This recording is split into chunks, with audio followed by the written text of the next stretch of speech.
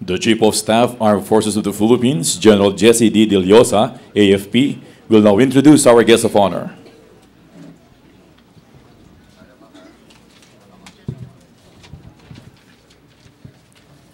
Ladies and gentlemen, my distinct pleasure and honor to introduce to you our guest of honor for this morning, Honorable Voltaire Tobergas-Min, Secretary of National Defense.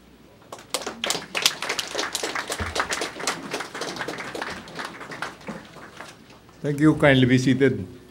Troop Commander, please give Tikas Pahinga.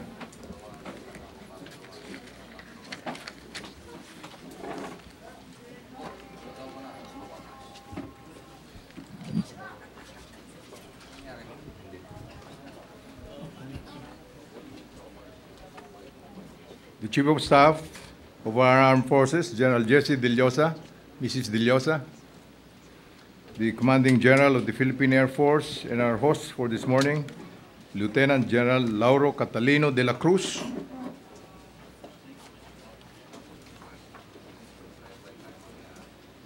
the Commanding General of the Philippine Army, Lieutenant General Emmanuel Bautista, Mrs. Bautista, the Flag Officer in Command of the Philippine Navy, Vice Admiral Alex Pama, Mrs. Pama, no need to worry. the Commandant of the Philippine Coast Guard, Admiral Edmund Tan, Most Reverend Leopoldo Tumulak, former Commanding Generals of the Philippine Air Force, led by General Farolan,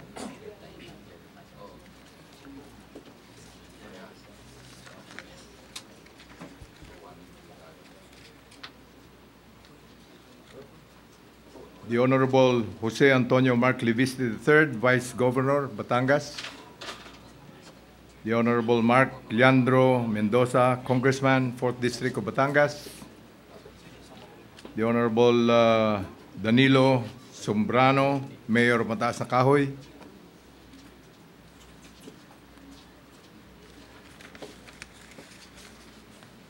distinguished guests, our awardees whose commendable achievements merit our nation's recognition in this ceremony, the ever-patriotic officers, men and women, and civilian employees of the Philippine Air Force, fellow workers and government, ladies and gentlemen. In reiteration of my advanced greetings during your Air Power Symposium 2 weeks ago, I now happily convey my warmest congratulations to the Philippine Air Force family as you commemorate your 65th founding anniversary today. Let me also greet all of our awardees this morning. Your outstanding deeds have greatly contributed to the attainment of the mission of your proud command. Without doubt, you are truly deserving of the honor accorded to you by the thankful Filipino nation within the modest means of your Defense Department. Let us give a big hand to our awardees. My personal greetings likewise go to these officers, airmen, and women, and civilian employees of the Philippine Air Force on this most welcome occasion of your Foundation Day. Many of them are not with us now, but they are in our air bases and stations, in our airfields and airstrips, in our aircraft on air operations, and they are performing their duties without question. Some of them are in distant islands and islets of our archipelago, be it in West Philippine Sea or in Sulu or Tawi-Tawi. They do not cease to perform their duties in utter oblivion and anonymity.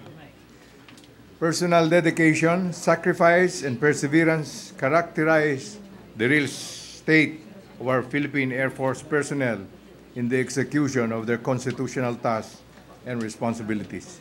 Let us clap for the pilots, airmen, and civilian employees of the Philippine Air Force. Our Air Force has been humbly devoting its very limited resources in support of the constitutional duty of our armed forces to protect our people and secure the sovereignty of our state and the integrity of our national territory. For 65 years, the commitment and dedication to duty of its officers and men and women have been beyond question. The courage and patriotism of our pilots and airmen have been manifested in their readiness to undertake any air operation missions and their willingness to offer the supreme sacrifice whenever necessary. Our Philippine Air Force has been into both traditional and non-traditional roles.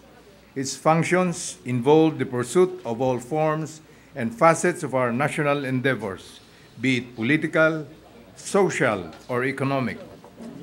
Our Air Force has been anywhere and everywhere in our country and our territorial borders and domains.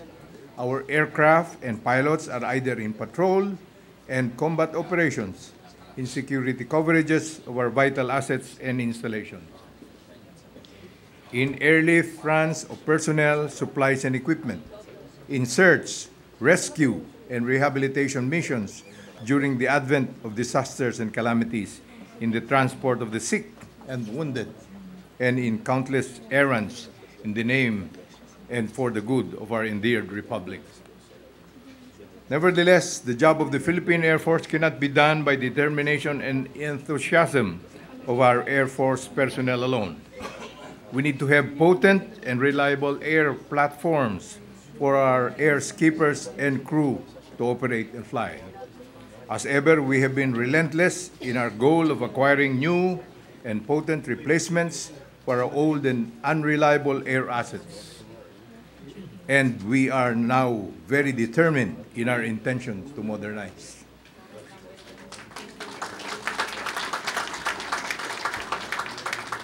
The vital and expeditious goal of modernizing our Air Force and our armed forces, for that matter, has been the serious consideration of our national leadership.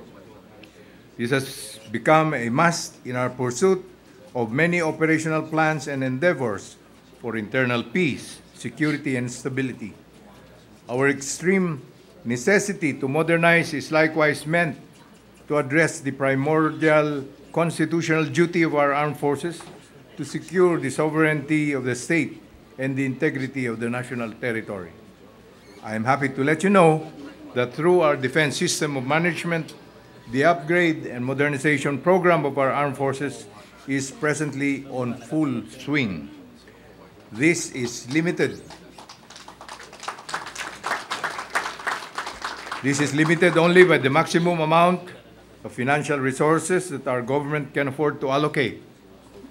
Your Defense Department is now working speedily on the approval of the contracts for the 138 upgrade and modernization projects of our armed forces to be implemented over the next 5 years. The deadline that we have set for ourselves for the approval of all these contracts is on July 31, 2012, a few weeks from now. These projects will surely provide the Philippine Air Force with brand new and reliable air assets for its air operations, along with the operational requirements of the Philippine Navy and the Philippine Army.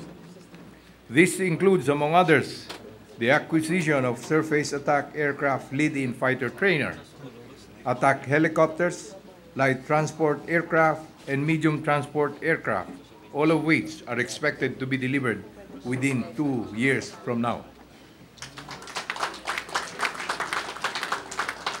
These are in addition to the 4 multi-purpose combat utility helicopters of the SOCOL that are scheduled to be delivered within this year. The placement of these assets in our Air Force inventory shall surely boost its air operations capability. The availability of these aircraft shall once and for all erase the ironic and naughty commentary that our present Air Force is all air devoid of force. With these humble reflections, I wish to congratulate the Philippine Air Force for its unwavering obedience to our constitutional mandate, even as I commend its officers, men and women, and civilian employees for their ever-burning patriotism for our beloved Philippines. It is very encouraging to note that you have so eloquently reaffirmed your love for our country in your theme, Philippine Air Force at 65, bagwis ng kapayapaan, tagapagtanggol ng kalayaan. To General Cruz, thank you for your invitation. And before something serious happens to me, I forgot to greet my best friend and perennial bunkmate, Rodora. Happy anniversary and good morning.